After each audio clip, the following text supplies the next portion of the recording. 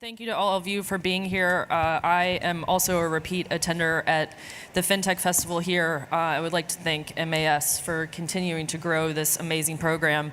I always leave here feeling incredibly invigorated and optimistic about the future and all that we can accomplish with technology. So I've pledged to not let this particular panel change how I feel over the next couple of days as we talk about cybersecurity and cyber resilience.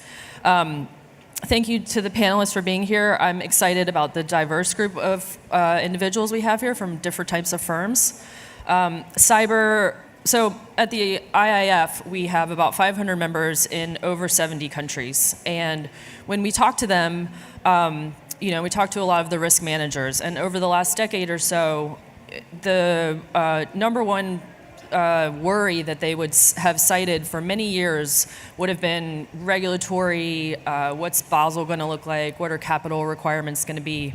And in the last couple of years, we've seen that dramatically shift, and to a T, they would almost tell you now that cybersecurity and cyber resilience are actually their number one concerns, and how do we move forward in that type of environment. The FSB just yesterday released their lexicon of 50 definitions that they hope the industry will use going forward when looking at cybersecurity and how we can all speak a common language. So this is clearly an issue that has a very global import, and we have the benefit of having 3 global institutions here with us today to talk about it. So I'm going to kick it off with a question to all of the panelists.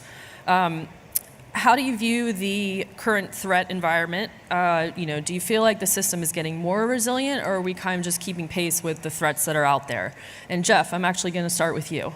Well, thank you, Lauren, and thank you for coming, everybody, to our session. I know we're right after lunch, and I'm also going to kind of indulge the audience, if you don't mind, on this question, because I think it would be very interesting, Lauren, to actually poll the audience on a few questions that I have in terms of cyber resilience to see where we are and kind of gauge the market, right?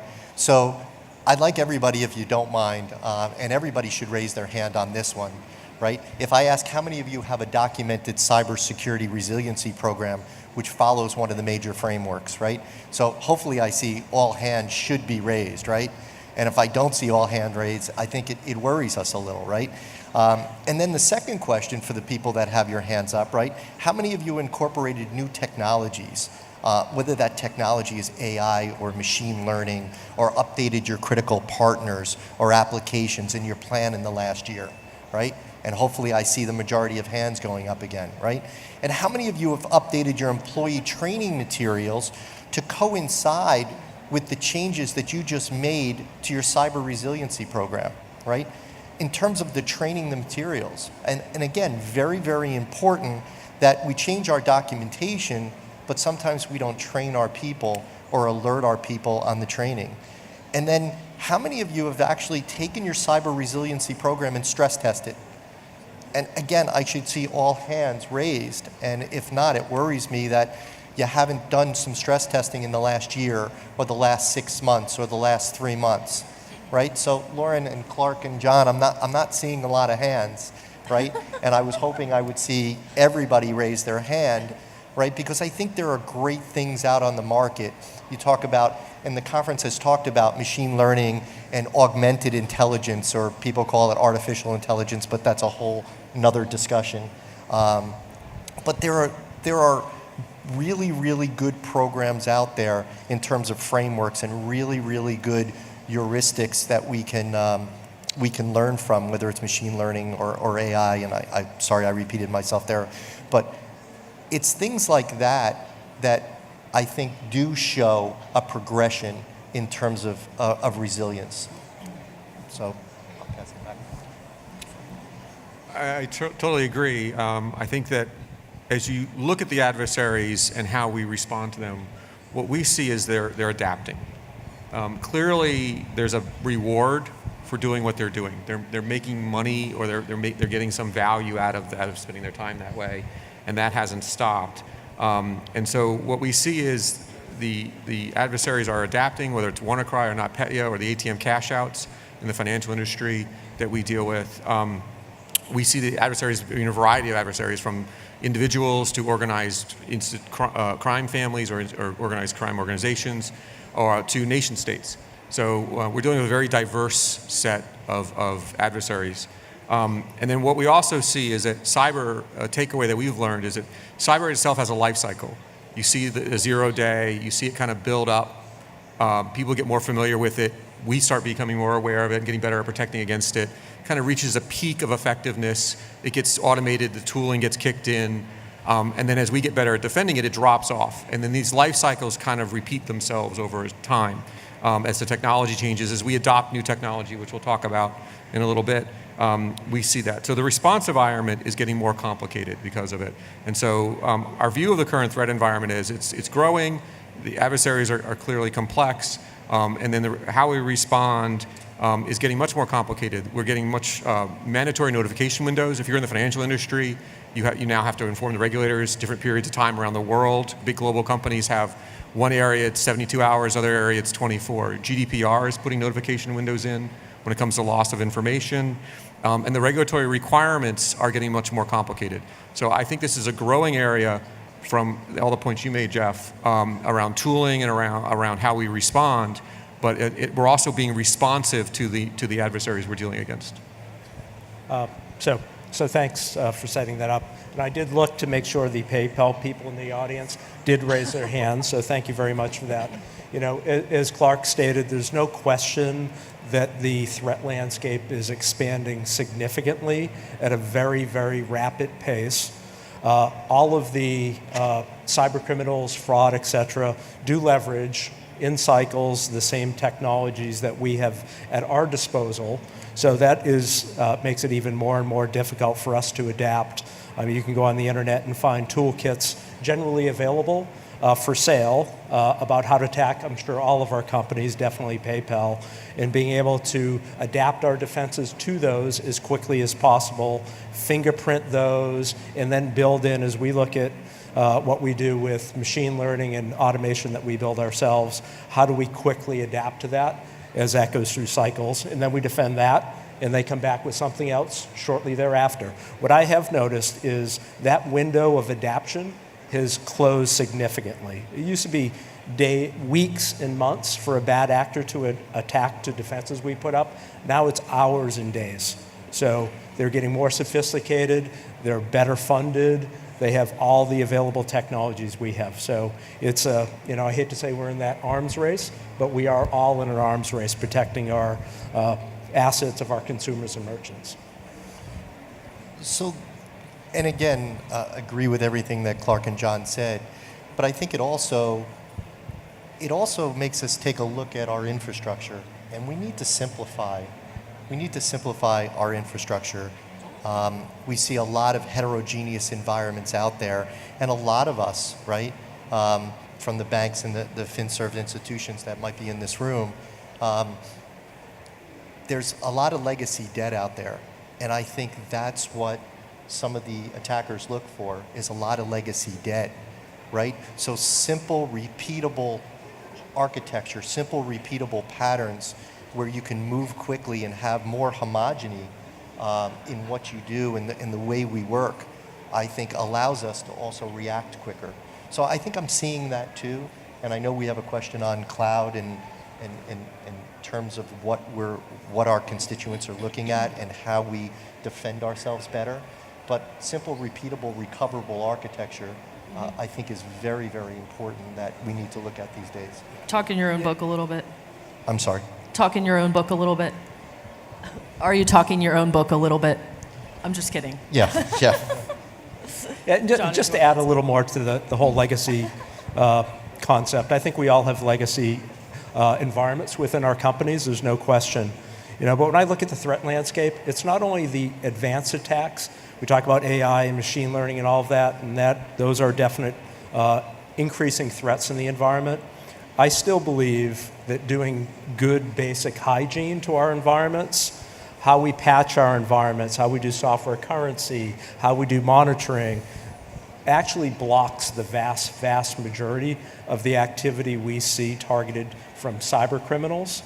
So I always say get brilliant at the basics to our organization, but just do the day-to-day hygiene actually gets you a lot further than most people believe, and we become fixated on the AI and everything else, which is important. But get brilliant at the basics is one of my key themes. And I assume that includes, Jeff mentioned, making sure your employee training is up to date, right? Because at the end of the day, our people are still one of the biggest risks to this system. Yeah, no question. I'll let one of you speak. But training employees, we always say security is a team sport, and you're only as strong as your weakest link. And training employees of how to detect a malicious attack, a phishing, etc. But you also need to put technology around people, because people do have flaws. Right. So we have a social campaign going on at Deutsche Bank right now called the Human Firewall, where we have all the members of the bank talking about how they're part of protecting the bank's information, the client information, and we create lots of different social media type events using this concept of you are the protection for the bank. And whether that's because they're protecting from clicking a bad link in a phishing email, or whether they're doing the physical security side of actually just letting someone come into the building that they know who it is, or looking at their clients, the KYC type portion, making sure that they're being clear on who are we interacting with. That's all part of what we call the Human Firewall, and it's been a really strong campaign. And we've adapted our training for the cyber side, but also adding those other elements, and we find that a more integrated, holistic approach to actually work well when you think about security and safety as one comprehensive approach, everybody. Yeah, so we call it being the strongest link, right? You've heard the weekend, but it's also about being that strongest link and see something, say something. And going back to training, and I think it's very important, you mentioned, Clark, social networks, right? And to have a social network policy, because that's what a lot of attackers do. They'll troll your social profile, whether it's your Facebook profile or your LinkedIn profile, to understand what you do and your job responsibilities, right? So I think it's very, very important to have a social training, an ethical training, so that it's okay to use these social networks, but put parameters around what you should and should not say to lead an attacker to say, I know what John does, right? And he has operational control to Active Directory or the identity and authentication systems, right? So Right, yeah. It's exactly what you don't want to do. The same that, it's probably not the smartest idea to announce on Facebook in a public setting when you go on vacation, right? Because your house is therefore vulnerable to some sort of robbery, Exactly. Which I think is ingrained in many of us, but some of that might not necessarily be so. I want to go back to the notion of the arms race, and as we think about that adaptation period and how we have all of this emerging technology, the whole morning spent a good bit talking about machine learning and all the data available. So as you look at AI, and this is leading with the most number of votes from the audience as an early leader. So when you think about AI, and as an example, how are both attackers and defenders using technologies like that, and how do you, kind of keep up with that? I'll go. Okay. So I love talking about the attackers. That's my favorite topic. So what we're seeing in some of the malware is we're seeing AI, very simple AI being built in. So most malware has to communicate command and control, go back to some site, get told what to do, how to work. It's called a CNC or command and control interaction. We're seeing malware learn inside our network about topology of our network, how to get out, trying to adapt to how we're structured, and learning some modeling of what's going on, so they're not having to constantly probe the same way. So as they replicate or move across, they're getting smarter, more sophisticated learning going on inside the network, so less command and control, which hurts us because we do a lot of sensing on the command and control calls. So that's one area that we're seeing challenges. I think on the standpoint of how fintechs can help out, really it's a source of innovation. Just as innovative as the adversaries are being, and we're trying to be innovative too, there's a role for fintechs in their time to market, the speed of innovation they can deliver, and some of the models that they operate in, their speed to learn can help us and benefit. As you produce products, making sure your products are secure, but bringing secure products. I mean, one of the areas I think of fintechs always, as I interact with fintechs personally, is they understand that, they bring that knowledge of the customer, they bring that ability to understand what the customer really wants and how the customer wants it. If you could couple that knowledge of the customer with secure products and secure relationships, you will have a very competitive product out there. You'll also be able to integrate into the systems, the environments you're working in. So, I mean, I think the current belief is a lot of the products get to market fast and speedy and they're innovative, but they're not secure.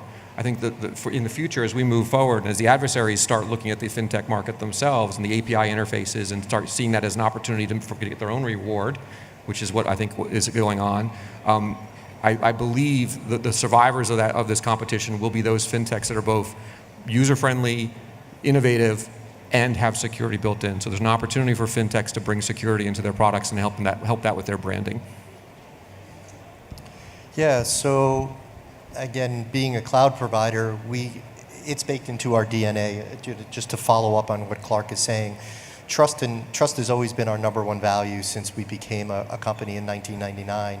And the security and trust and everything that goes and supports that underscores trust is built into our DNA. So what Clark said really rings true to me, and I think the rest of my colleagues, that it has to be built in. It can't be an afterthought, right? Because everything that Clark talked about from an offensive strike, you have to think about. But from a defensive point of view, the way you're using AI and machine learning, I'll go back to a question before I answer that. Everybody in the room probably has a credit card. And I know that I've been called multiple times whenever my credit card is used. They think it's being used inappropriately. And I'm sure people in the audience also have received calls on potential fraud.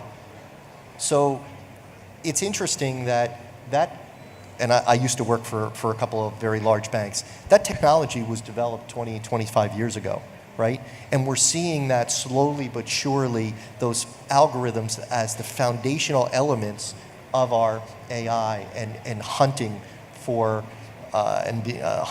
threats against our customers' data, right?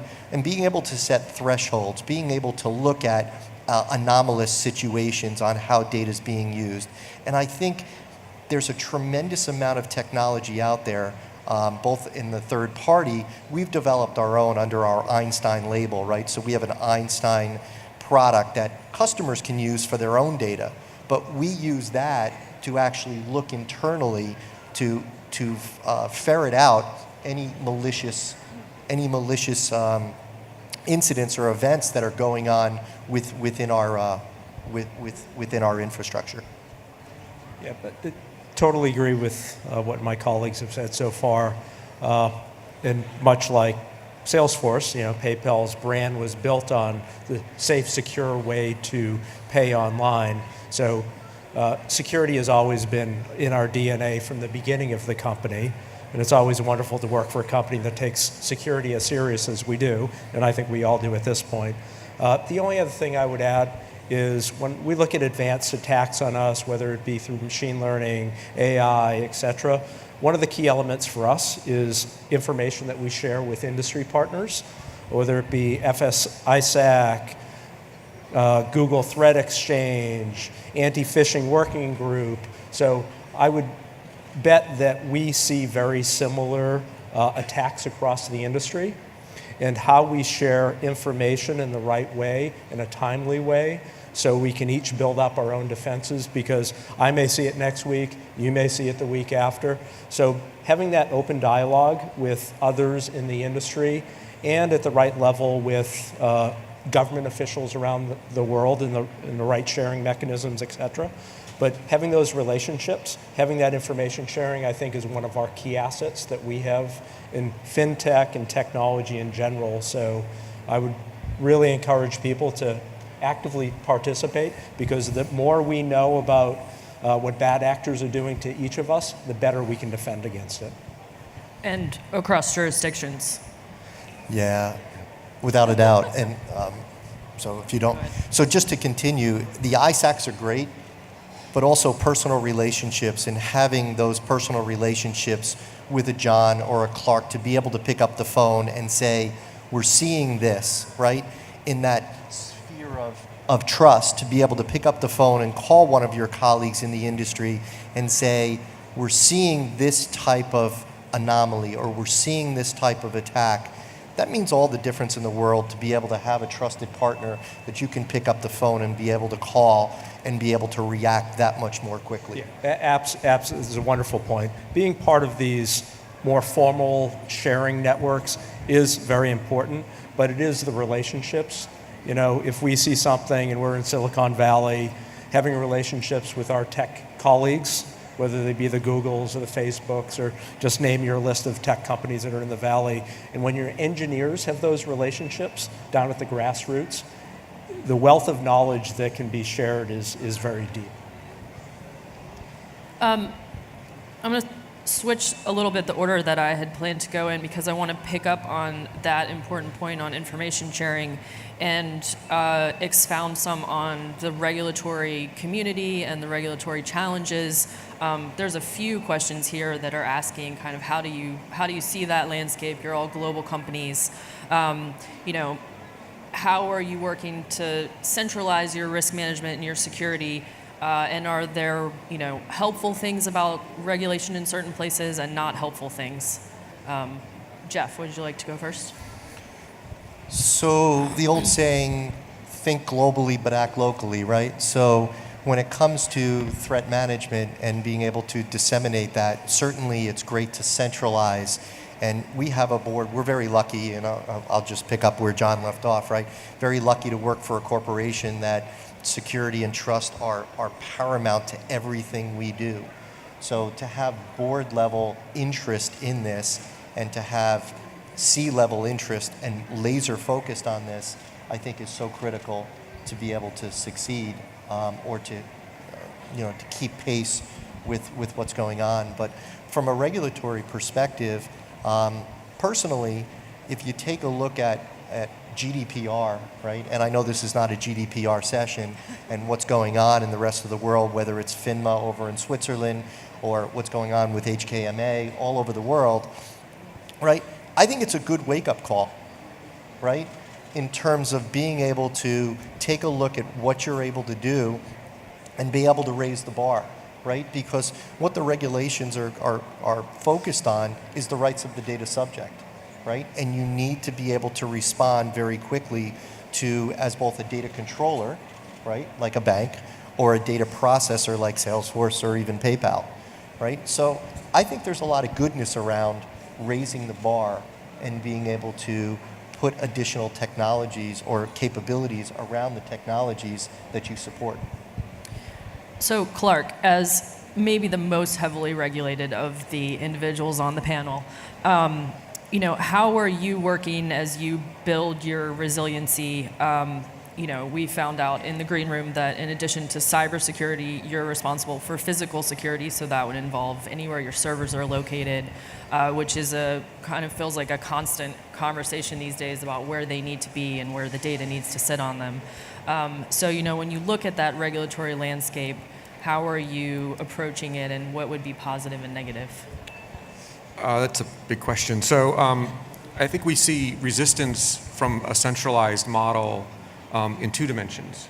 So right now, the differences in the regulators give us resistance to centralization, and we also see resistance from our business side.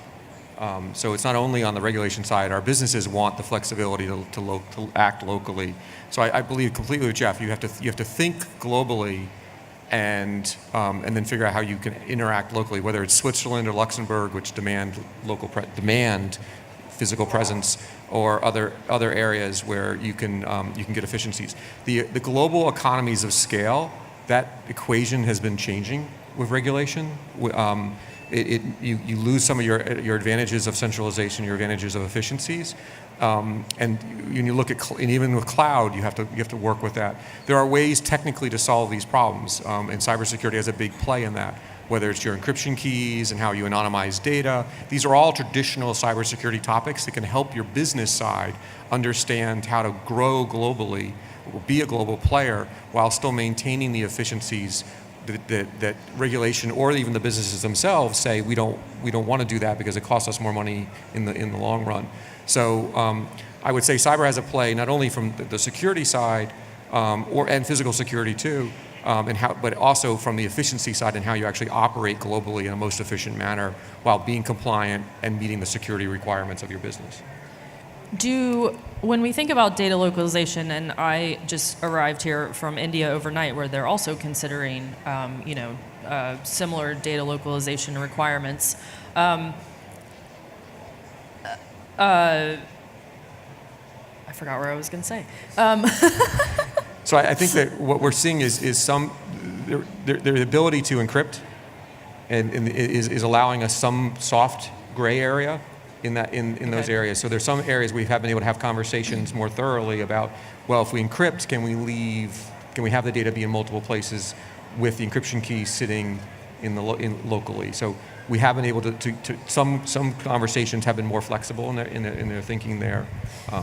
And do you think we will reach a stage where those types of enforcement mechanisms, you have to have physical servers here, are going to force, for example, Deutsche Bank out of certain jurisdictions? Is that a business decision that will ultimately, you'll arrive at? Is that conversations you're having internally? Yeah, I don't think it's a conversation that ever stops. I mean, Brexit is an area that I'd point to as a good example of national decisions that are impacting how we run our business.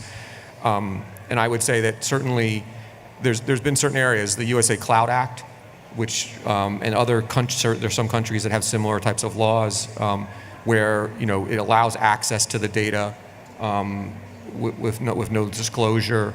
Those things come into question when you think about where you locate your data, and when you think about other countries saying we want to keep our customer data, our citizen data here. GDPR is a good example.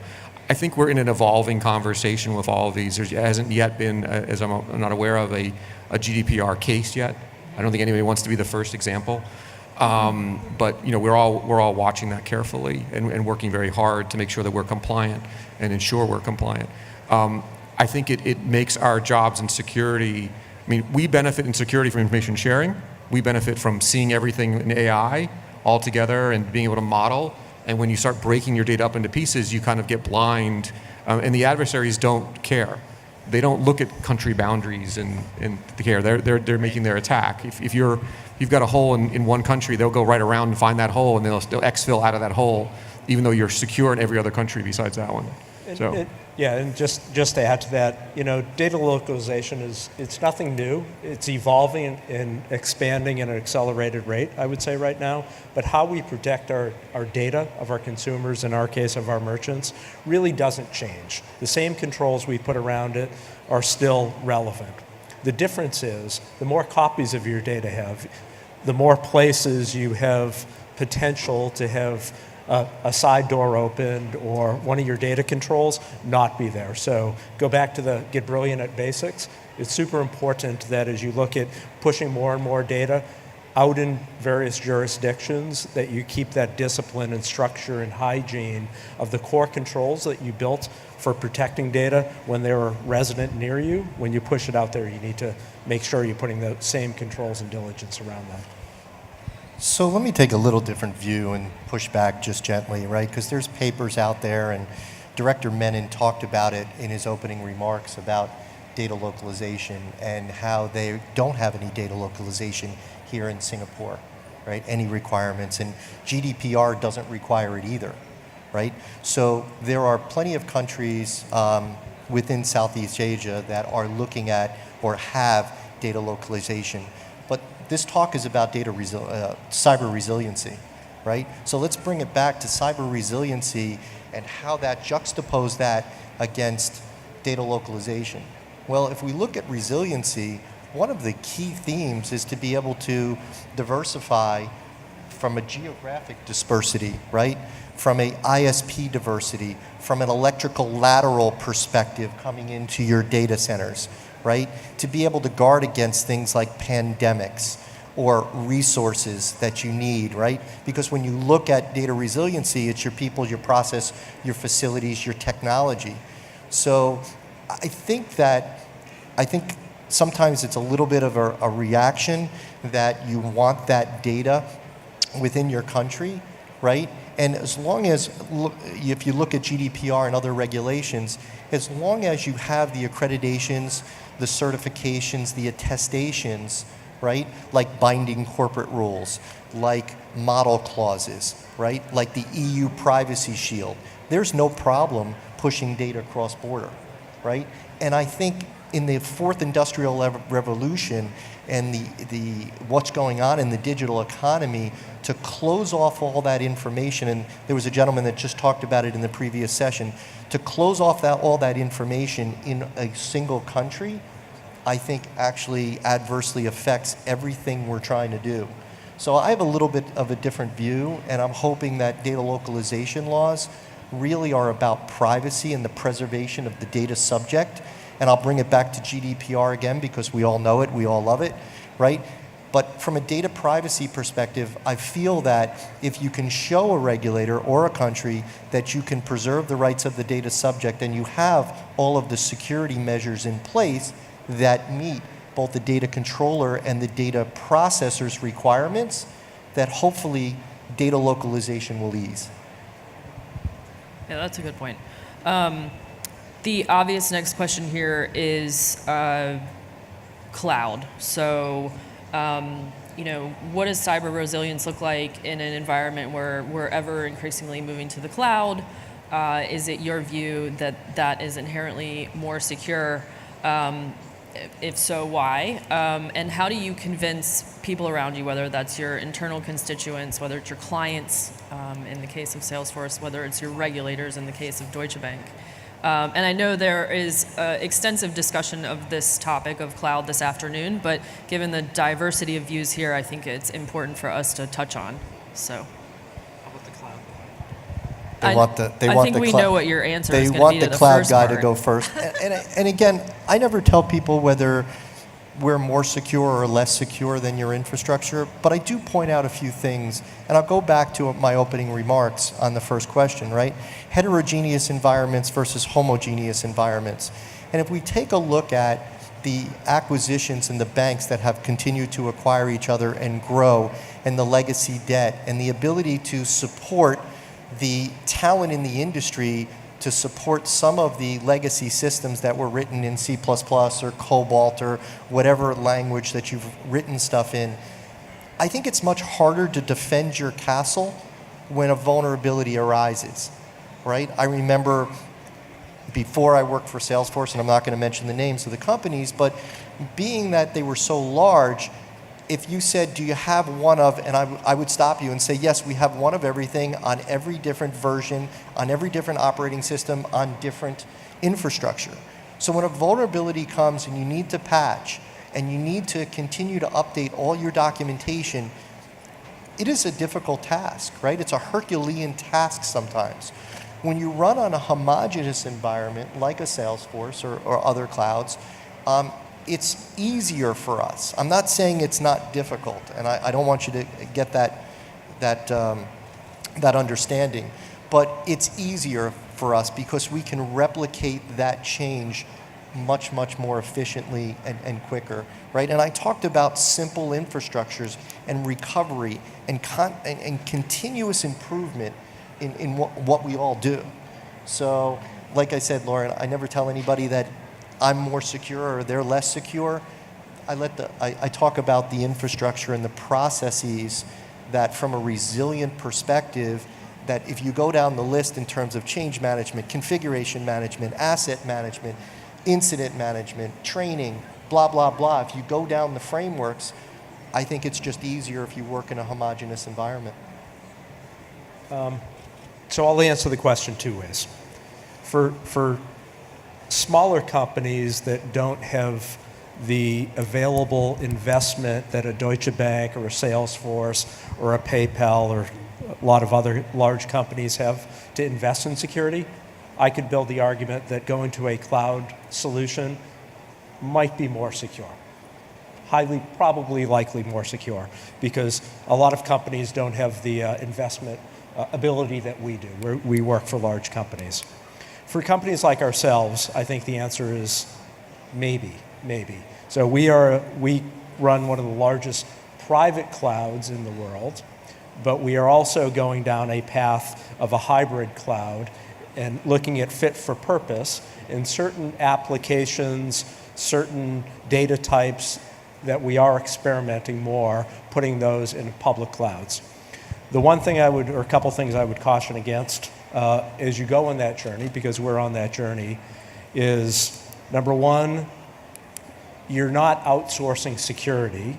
You may be outsourcing parts of your platform and application, number one. Number two, at the end of the day, you need to work very closely with your cloud providers. And we do use service providers such as Salesforce or SAP, but in the context of building out our applications in a public cloud, whether it be a Google Cloud or an Amazon or a Microsoft and the others I could list on for the next day, I would encourage people to work very, very closely with the cloud providers so they understand your business and any unique requirements you may have. That said, you don't want to be too unique because you want to leverage common services that the cloud provider does offer, but just I would encourage people to work as much as possible with the cloud providers. So I'll add in from the consumer side of this, as a customer of a lot of cloud solutions, both on the software as a service side and as on the infrastructure side. I mean, clearly, as we've mentioned before, as John mentioned, the controls are the same that you would use in any infrastructure on the cloud. You look at those same controls. You're in a shared responsibility model, and as John said, exactly, you need to work closely. There is a little bit of concern, I guess, on the we would say on the hypervisor in a public cloud environment, because the adversaries can loop up through and back down. So you really want to talk to your partners and make sure you're understanding how they're securing their environment. They are differentiating themselves. The large public cloud providers and the small ones too are all differentiating themselves on security. I actually saw one recently, a managed service provider that was offering infrastructure and would price differently based upon how much security they gave you. And I thought that was interesting. They were scoring their pricing model based upon how secure do you want your data to be? And I thought, well, in my industry, we'd go for the top one. We wouldn't never think not. Specifically, though, on that call out to work as a partner, I would say make sure your contracts have clear expectations around roles, around incident data sharing. Make sure if there is an incident that how soon they have to talk to you. There's rules in GDPR. Make sure those are expressed in your contract to your most severe regulator requirement. 12 hours versus GDPR may be too loose, actually, for your whatever in some place you're working. Incident management, how you coordinate together on an incident. Be clear in your contracts in those areas. Make sure that you clearly understand what to expect, because you are not outsourcing security. Even though it's a shared security model, there's no way it's being outsourced. In fact, I would also say make sure in your contracts you have termination clauses that are clearly written in for security. Make sure that if you do have an event that causes you to lose complete trust of your cloud provider, that you have clear clauses on how you get out and how soon you get out and what that looks like. This may sound kind of, Lauren, I know you mentioned you want to be happier, but this may sound a little bit harsh, but lesson learned in all environments is prepare for the worst and be ready for the best. And great, as we started our cloud journey several years ago, agreeing on what an incident was part of the battle. An incident to us may not be the same as an incident to a public cloud provider. So again, I think Clark really hit it well. Make sure that's built into your contract, because that's the only binding defense you have. And if you have an incident, it won't get you very far with a regulator to go, well, we outsourced that to company X, Y, or Z. At the end of the day, it's yours. So really have binding language in your contracts is key. Yeah, so great points. And luckily, Clark, as you know, we don't use any hypervisors at Salesforce, so we're real happy about that. But to talk about that line of demarcation, you're not outsourcing, as you gentlemen, both Clark and John have said, right? There is that line of demarcation from a shared responsibility model that your software as a service or your platform as a service provider takes on, right? So that infrastructure level, and we have, and I'll just talk about Salesforce for a minute, right? Trust.salesforce.com, we expose everything in terms of what we're doing, and you can get logs and information on where your information is processed in real time, which we think is great, right? And a lot of our clients digest that information and take that back into the appropriate incident management systems. But from a ubiquitous point of view, Lauren, getting back to the thrust of the question, right? Being able to give, when you write an application or you use an application like a platform, a ubiquitous application like a platform or a software as a service, you get all that layer of security on all those tools, whether it's IP restrictions, multi-factor authentication, whether it's event monitoring or data loss protection or anomaly detection, you get that all built in, right? And it's things that you can use. So when you're writing other applications, you don't have to go back and think, oh, I need to go back and enable these security capabilities, right?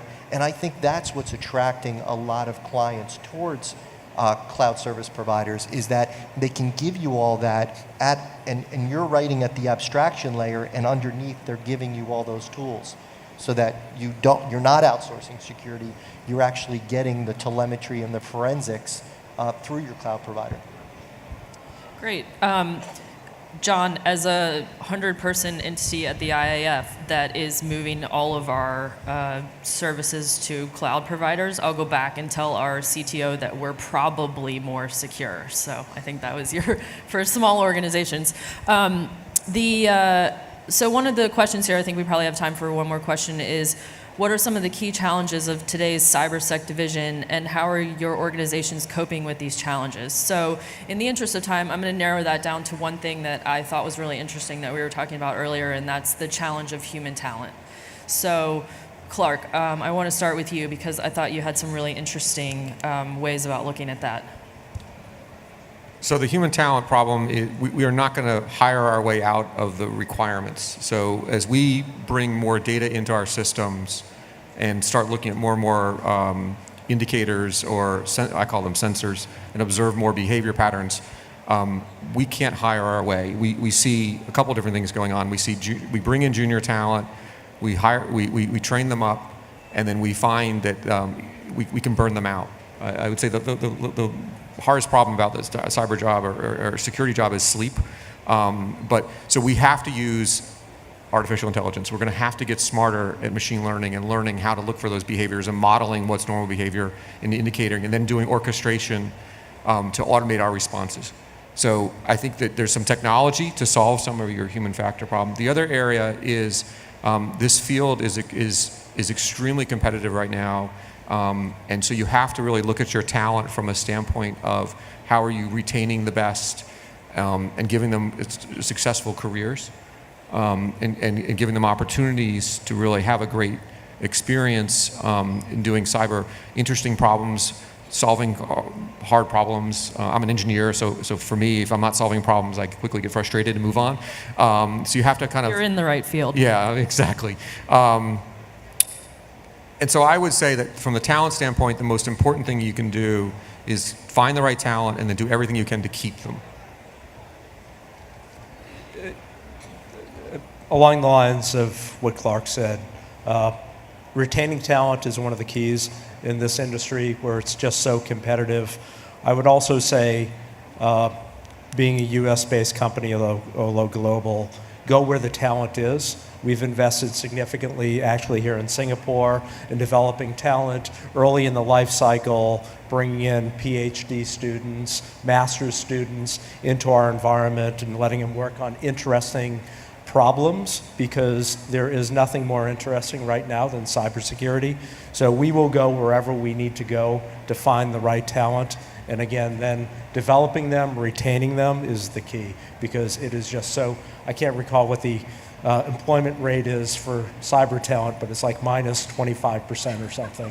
So, and we're all competing with each other for the top talent, so quite honestly. Yeah, so again, agree with both John and Clark. And again, the tools are so advanced, and being able to get those PhDs to come in and being able to attract them, like we're all talking about, to instrument the tools is what's really important, right? And we're all fighting over the same talent. But it's not just the people that instrument the tools, it's understanding the results and patterns, right? And they talked about it before in some earlier sessions you might have attended, in terms of getting artists and musicians and people that are not just IT people to help you with the algorithms, with understanding and doing some pattern matching and understanding what's an anomaly and what's not. So I think that this field is wide open. it's not just the cybersecurity and the InfoSec talent. And I know, John, that's not what you were saying, but I think that's very interesting that we're seeing people, mathematicians, piano players, people, musicians, I should say, right? But people that come out, and we've hired a lot of those people, and I'm sure Clark and John, you're doing the same thing. Yeah, agree. And the other thing I would add, I focus on the up and coming emerging talent. It is also very critical to have seasoned, experienced cyber professionals that are going to bring that talent along, whether you're hiring white hat, hackers, etc. So look for that good seasoned talent, that actually helps develop all of the technology you need to react to cyber threats. Okay, and with that, we are just exactly at 0 on time. So I do actually feel relatively optimistic that such smart people are running these companies and the security associated with them. So please join me in thanking our panelists, and I hope that everyone enjoys the next couple of days here.